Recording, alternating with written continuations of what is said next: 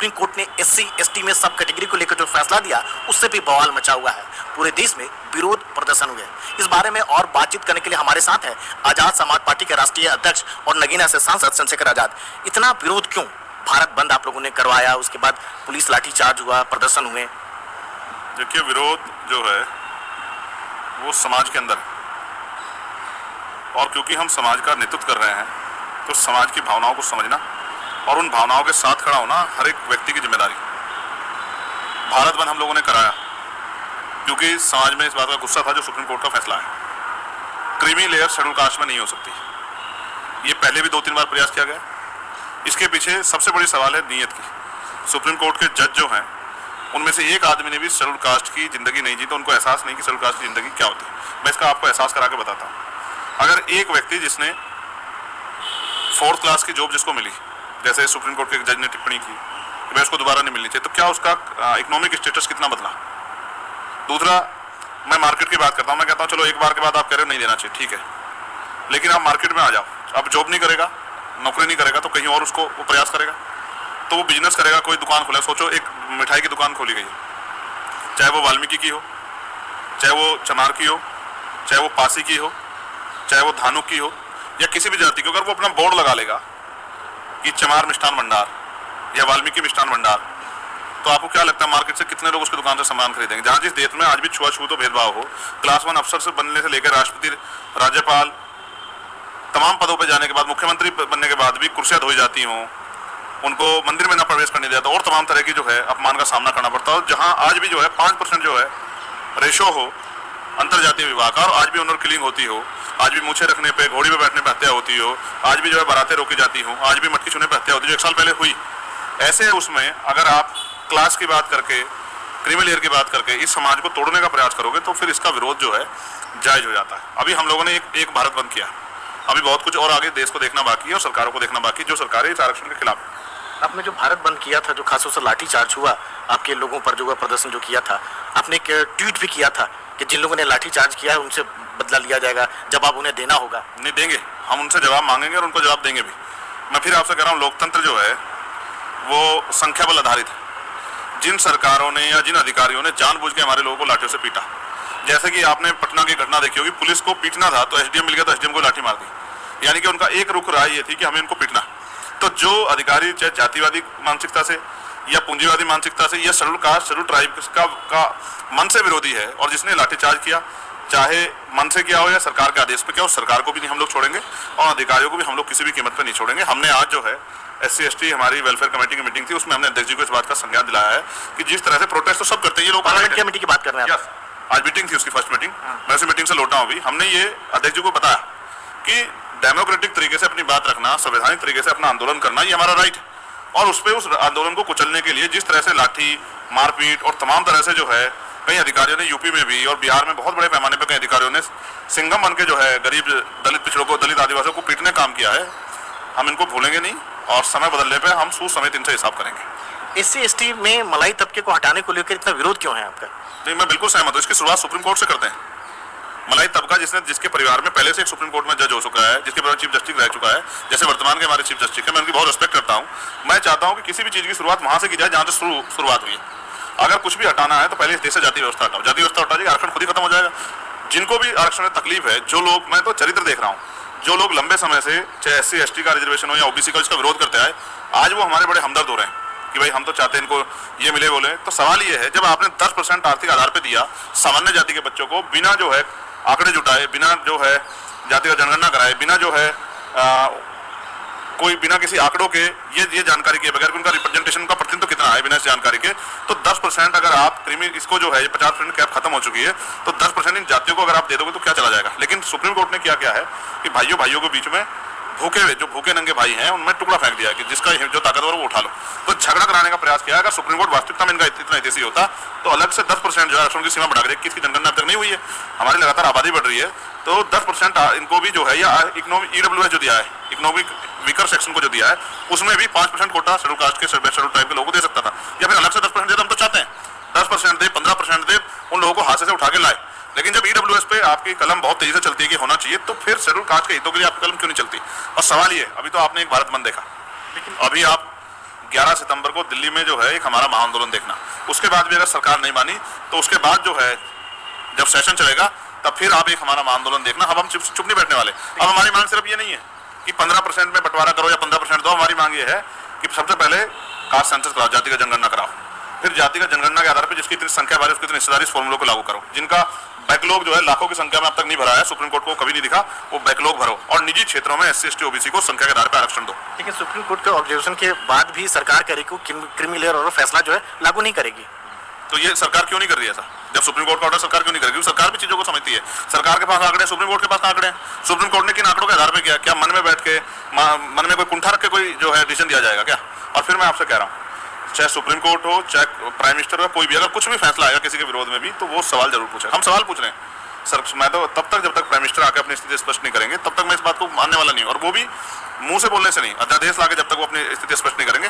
मैंने फिर आपसे कहा 11 सितंबर को हमारा एक महा प्रोटेस्ट है, और फिर अब आप बताओ ना, अगर स्थितियां बदल गई हैं, क्या देश से जातिवाद खत्म हो गया? तो बताओ कितने मंदिरों में पुजारी शेड्यूल कास्ट के लोग लगाए गए? बताओ मुझे, क्यों नहीं लगा रहे हो अगर सब कुछ बदल गया? कितने जो है क्लास 1 के जो है जितने हमारे सेक्रेटरी हैं या अंडर सेक्रेटरी, कितने शेड्यूल कास्ट शेड्यूल ट्राइब के लोग आपने लगाए हैं? सुप्रीम कोर्ट में, हाई कोर्ट में कितने जज हमारे? आज हमने बहुत सारी मांगे रखी हैं पार्लियामेंट्री कमेटी में कि आप इसको अध्यक्ष जी का संज्ञान लीजिए। अब देखिए क्या स्थिति है। आज तक भी हमारा आरक्षण जो 15% शेड्यूल कास्ट को मिला है वो भी 4 से 5% ही पूरा हुआ। 8, 8.5, 9% आरक्षण हुआ तक पूरा नहीं हुआ, वो पद ही नहीं रिक्त पड़े हुए, भरे नहीं गए। और जहां अवसर मिलता है उसको NFS करके सामान्य जाति के बच्चों को दे देते हैं। हम तो किसी के विरोधी नहीं है, लेकिन 50% जो आरक्षण आप दे रहे हो उसमें से हमारे लोगों को हिस्सेदारी कब दोगे? सवाल ये। एक और सवाल उठता है कि एक IAS अगर मान लीजिए उसको आरक्षण का लाभ मिलता है तो क्या उसके बेटे को भी आरक्षण का लाभ मिलना चाहिए, या IAS दूसरे से तीसरे पद को? फिर ये कह रहा हूँ, एक IPS जो राजस्थान थे, उनकी शादी हुई, अब तो IAS हो गए हैं। उन्होंने IPS होते हुए पुलिस से परमिशन ली और पुलिस को इत्तला की कि भाई आइए मैं अपनी बारात निकालना चाहता हूँ। यानी कि IPS बनके भी आपका जो कास्ट स्टेटस है वो नहीं बदलता है। ये कोई गरीबी उन्मूलन का कार्यक्रम नहीं है, पहली बात ये समझिए। ये कार्यक्रम है सामाजिक पिछड़ापन, शैक्षिक पिछड़ापन और रिप्रेजेंटेशन की कमी। जिनका प्रतिनिधित्व संख्या के आधार पर नहीं है उनको अवसर मिलने चाहिए। ये आरक्षण इस वजह से, जैसे सोचिए एक मीडिया हाउस में सारे प्रकार के लोग हैं, तो वहां वो schedule caste, schedule tribe, backward minority की उस समस्या पर चर्चा क्यों करेंगे? जैसे सरकार तानाशाही हो जाती है। हमें डर, जो मैंने अपना डर मैंने जाहिर किया कि राज्य सरकार को अगर ये पावर आप दोगे तो होगा क्या? जैसे मध्य प्रदेश में मोहम्मद शहजाद के घर पे प्रोटेस्ट करने के बाद मोहम्मद शहजाद के घर पे बिना जो है उसके खिलाफ ऑर्डर पास हुए, बिना उसको न्यायपालिका ने कोई सजा नहीं दी है, इन्वेस्टिगेशन भी अभी नहीं हुआ है कब की घटना, और कितना जल्दी उसका इतना जो है बड़ा मकान वो धराशायी कर देगा, उसकी गाड़ियों को तोड़ देगा अवैध बता के। इतने दिन तक जब वो बना तो सरकारें कहाँ सो रही थी, एजेंसियां कहाँ सो रही थी? आज सवाल ये है कि जब सरकार अपने निजी हितों को ध्यान में रखते कोई फैसला लेगी और वो कॉन्स्टिट्यूशन का वायलेशन होगा तो इसका जवाब सुप्रीम कोर्ट के जज देंगे या कौन देगा? मेरा सवाल वही रह गया था कि एक IAS को क्या बेटे को भी आरक्षण का लाभ मिलना चाहिए? IAS को भी आरक्षण का लाभ मिला है तो उसको बेटे को भी आरक्षण का लाभ मिलना चाहिए। बिल्कुल सहमत हूँ। इसका जवाब प्राइम मिनिस्टर देना, क्यों नहीं दे रहे इसका जवाब प्राइम मिनिस्टर? प्राइम मिनिस्टर ने तो कहा क्रिमिनल नहीं होगी, कहा नहीं कहा है? उनके मंत्रियों ने क्या बताया आपसे? आपने मेघवाल जी का बयान सुना होगा, आपने जो है अश्वनी वैष्णव जी का बयान सुना है? नहीं सुना है? क्या बयान दिया उन्होंने? क्रिमिनल पे क्या बोले वो लोग? बताइए क्या बोले? क्रिमिनल सरकार लागू नहीं करेंगे। यही तो मांग रहे हैं ना आप पे कि भाई नहीं मिलना चाहिए, तो ये सरकार क्यों नहीं लागू कर रही है? मुझसे पूछने पहले सरकार से पूछे ना। आपकी क्या राय है? मैंने क्या कहा, मेरी राय ये है कि कास्ट स्टेटस नहीं बदलता है, कास्ट स्टेटस नहीं बदलता है। और फिर अगर एक IAS के बेटे के रहते भी NFS हो रहा है, नॉट फाउंड सुटेबल करके वो वैकेंसी खाली छोड़ी जा रही है, तो इसका जवाब भी तो सरकार को देना चाहिए। मुझे IAS से प्रेम नहीं है, मैंने जो मांग की है वो आपके सामने रख रहा हूँ कि प्राइम मिनिस्टर से लेकर राष्ट्रपति से लेकर क्लास 1 से लेकर क्लास 4 तक अभिनेता तमाम अधिक नेताओं के उनके बच्चे, अधिकारियों के बच्चों को सरकारी स्कूल में पढ़ाना चाहिए। तब आएगी अच्छी शिक्षा की व्यवस्था होगी गरीबों के लिए। मजदूर किसान का बेटा वहीं पढ़े जहाँ IAS IPS का पढ़े, 4th क्लास 2nd क्लास कर्मचारी का, मुख्यमंत्री का, मंत्री का, प्रधानमंत्री का, राष्ट्रपति का बच्चा पढ़े, राज्यपाल का। ऐसे ही सरकारी अस्पतालों में ही सबका इलाज हो, जहाँ चाहे राष्ट्रपति से लेके प्रधानमंत्री हो, कोई सेंट्रल के मिनिस्टर हो, स्टेट के मिनिस्टर हो, स्टेट के मुख्यमंत्री हो, राज्यपाल हो, क्लास 1 अधिकारी हो, सेक्रेटरी हो, कोई ब्यूरोक्रेसी कोई आदमी हो, क्लास 4 का कर्मचारी जो सरकारी सुविधा, सुरक्षा और किसी तरह का लाभ ले रहा है, उनके बच्चों का उनका इलाज सरकारी अस्पताल में होना चाहिए। मैं तो चाह रहा हूँ कि हो, लेकिन कर कौन रहा है? सारे स्कूल तो मंत्रियों के हैं, सारे हॉस्पिटल तो मंत्रियों के हैं। ये कहाँ कुछ करने दे रहे हैं? ये नहीं करने देंगे। हम तो बदलाव के लिए संघर्ष कर रहे हैं। और सबसे ज्यादा डर तो उन लोग हो रहा है जो लोग बार बार ये कहते हैं अब 400 पार भाजपा क्यों चाहिए थी? वो बार बार कहते हैं हम संविधान बदल देंगे, हम संविधान बदल देंगे, कभी कहते हैं हम आरक्षण खत्म कर देंगे। आओ खत्म करो आरक्षण को छूने का प्रयास करेगा तो इस देश में जो भूचाल आएगा उसका सामना नहीं कर पाएंगे भारतीय जनता पार्टी के लोग, संघ के लोग। इस बात को मेरी अच्छी तरह से याद रखें। अगर चोर दरवाजे से आरक्षण खत्म करने का प्रयास किया या कोई षड्यंत्र किया वंचित वर्गों में बंटवारा करने का, तो इस षड्यंत्र का खामियाजा जो है भुगतने के लिए सरकार तैयार है। मेरा सरकार को चैलेंज है, अगर दिन में तारे ना दिखा दिए तो मेरा नाम चंद्रशेखर आजाद नहीं। सरकार इस बात को याद रखे। एक और सवाल उठता है कि क्या जो गरीब और पिछड़े हुए मुसलमान हैं उनको भी आरक्षण मिलनी चाहिए? कई लोग उठाते हैं मांग। मैं तो सरकार से कह रहा हूँ, गरीब अब समझो आप EWS दे तो दिया 10%, और कितना चाहिए? बताओ ना। गरीब मुसलमानों की जो बात हो रही है, पिछड़े हुए मैं लोग, आपसे कह रहा हूँ, अब आप इस बात को समझो। मैं चाहता हूँ मुसलमानों को भी संख्या के आधार पर आरक्षण मिले और ओबीसी जो मुस्लिम है उसको मिलता भी, लेकिन सवाल ये है कि आरक्षण है क्या, उसको समझो तो सही भाई पहले। क्या है वो? उसका आधार ये है, आपने ईडब्ल्यूएस दिया, ईडब्ल्यूएस पूर्ण रूप से संवैधानिक, क्योंकि गरीबी उसका आधार है ही नहीं। भाई जो गरीब है सरकार उसको 1 लाख रुपए महीना दे, कौन ना कर रहा है? सरकार उसके लिए योजना लाए, उसको अमीर बनाए, लेकिन रिप्रेजेंटेशन जिनका कम है, जिनकी हिस्सेदारी कम है, जिनके लोग कम है सरकारी नौकरी में, 2% सरकारी नौकरियां सिर्फ है, उनमें अगर उनके लोग को अवसर नहीं मिलेगा तो फिर वो कहां जाएंगे?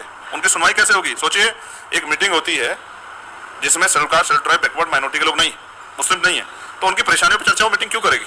जिन्होंने हमारा दर्द देखा उनको क्या पता? सुप्रीम कोर्ट के जजों को थोड़ा पता है कि आज भी हम लोग क्या सहते हैं गांव में। अब जो जमीनें वो जमींदारों ने छीन ली, हम जो कमाते हैं उसको लूट लिया जाता है, हम अपना थाने में जाते हैं अपने न्याय मांगने के लिए, तो वहीं उल्टा हम पे क्रॉस एफआईआर करके हमें जेल बंद कर दिया जाता है, हमारे लोगों को पीटा जाता है, हमारे लोगों को पेशाब पिलाया जाता है, हमारे लोगों को सिर्फ पेशाब किया जाता है, हमें मंदिर में घुसने की आजादी अभी तक नहीं मिली है, हमें तमाम तरह से जितने बड़े इंस्टीट्यूशन है उनमें 70% ड्रॉप आउट है, बच्चा जाता है लेकिन कर नहीं पाता क्योंकि इतना भेदभाव होता है। कितने बच्चों ने सुसाइड कर लिया? सरकार के पास जवाब है इसका?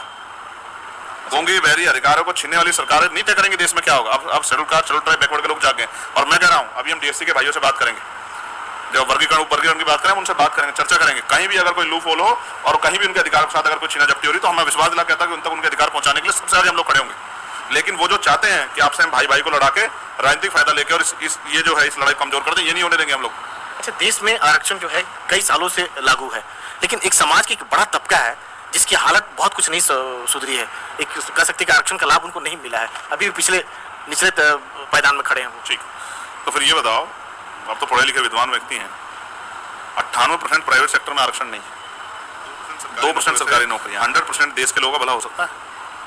बताओ, 2% सरकारी नौकरी है ना देश में, 98% तो प्राइवेट सेक्टर है, तो इन 2% से कितने लोगों का भला कर सकते हो आप? मैं तभी कह रहा हूं संख्या के आधार पे 100% रिजर्वेशन देश में कीजिए, तब जाके उन तक लाभ पहुंचेगा। और इतनी सरकारें बदली, भाजपा की सरकार भी 11वां साल लग गया है, उससे पहले भी 5 बार मौका मिला अटल जी के नेतृत्व में, बहुत अच्छे प्रधानमंत्री थे, उससे पहले कांग्रेस को मौका मिला और पार्टी को मौका क्यों नहीं दिया अब तक? आपने कोई पॉलिसी नहीं आप पे गरीबों को इज्जत की जिंदगी देने की, रोटी कपड़ा मकान की व्यवस्था कराने की? और 75 साल की आजादी में नहीं हुआ तो ये पार्टी कर क्या रही थी? जिनकी बात आप कह रहे हैं कि आरक्षण से उनके जीवन बदल जाएंगे, आप जो बहुत निचले जिनके लोग हैं, जो तरक्की नहीं किए, जिनको लाभ नहीं पहुंचा, जैसे ब्राह्मण समाज के लोग जो सबसे निचले तबके पे हैं, उनकी बात कर रहे हैं, उनको मिलना चाहिए नहीं मिलना चाहिए? ईडब्ल्यूएस का 10% का लाभ मिला तो है, और पहले से भी उनका रिप्रेजेंटेशन कितना, अभी जातीय सर्वे तो होने दो, आंखें खुल जाएगी देश की। 2% नौकरियों में 2% नौकरियां तो भरोगे, 2% ज्यादा नौकरियां भर दोगे, उसमें भी सवर्णों का 70% रिप्रेजेंटेशन है, तो 30% में तो सर्वाइव करना। जैसे रोटी 10 है तो 10 ही लोग खा लेंगे, या अगर टुकड़े टुकड़े करके तो 100 लोग खा लेंगे, लेकिन संख्या तो करोड़ों में है, अरबों में है, तो इस आबादी को दोगे क्या? भाई मैं कह रहा हूँ पूरी 2% सरकारी नौकरी आपने फुलफिल कर दी, लेकिन क्या सब लोगों के घर तक पहुंच जाएगी नौकरी? बताओ। 98% प्राइवेट सेक्टर में जब तक आप रिप्रेजेंटेशन नहीं दोगे एससी ओबीसी को, तब तक उनके मुंह में, ये ऊंट के मुंह में जीरे जैसा ही तो होगा। और मैं तो कहता हूँ जिनको चिंता है उस जल्दी से कास्ट सेंसस करा के आंकड़े सार्वजनिक करें। क्या हालात बिहार में आंकड़े सार्वजनिक हुए थे, देखा था आपने? क्या होता? 10% आबादी है स्वर्णों की, और देखो रिप्रेजेंटेशन कितना है। हमारा हिस्सा जो खा रहा है, अब उससे हमारा हिस्सा कैसे मिलके आए, वापस हमारे लोग तक पहुंचे, इसके बारे में चिंतन करना पड़ेगा। एक अंतिम सवाल कि आपको क्या लगता है कि अभी समाज की बात करें हाल के सालों में, दलित और पिछड़ों की आवाज उतनी मुखरता से सुनाई नहीं पड़ रही है, कुछ दब सी जा रही है, क्या आपको लग रहा है या कैसे दिख रहा है? मैं जहाँ तक समझता हूँ 2018, 2020 और 2024 3 बार भारत बंद हुआ है, ये दलित पिछड़े वर्ग के लोगों ने किया। क्या तो बहुत बड़ी बड़ी पुरानी 100 साल पुरानी पॉलिटिकल पार्टियां करती थी, या फिर schedule caste, schedule tribe, backward के लोगों ने किया? तो इससे ज्यादा मुखरता क्या लोग हैं? जब वो अपने अधिकारों के लिए भारत बंद जैसी स्थिति में भी चले आए हैं और आखिर लड़ाई लड़ने के लिए तैयार, इससे ज्यादा मुखरता क्या लोग हैं? पार्लियामेंट में आपने मुझे सुना, पार्लियामेंट के बाहर सुना, तमाम तरह से आज हमारा कार्यकर्ता आईपीएस अधिकारी के आंख से आंख मिला के सवाल करता है, इससे ज्यादा मुखरता क्या लोग हैं? लेकिन यही तो लोगों को पच नहीं रहा है कि आज हम अपने अधिकारों के प्रति जागरूक हो गए, आज हम अपने अधिकारों को मांगने लगे, आज हम अपने अधिकारों के लिए संघर्ष करने लगे, यही तो लोगों को पच नहीं रहा है। बहुत मुखरता है, इससे ज्यादा मुखरता आएगी तो शायद सुन नहीं पाएंगे लोग। जिनको व्यवस्था ने बहुत लंबे समय तक भौतिक सुविधाओं से बुनियादी सुविधा दूर रखा, आज वो अच्छे कपड़े पहनने लगे, अच्छा खाना खाने लगे, ये देश के बहुत सारे बड़े तबके को बर्दाश्त नहीं हो रहा है।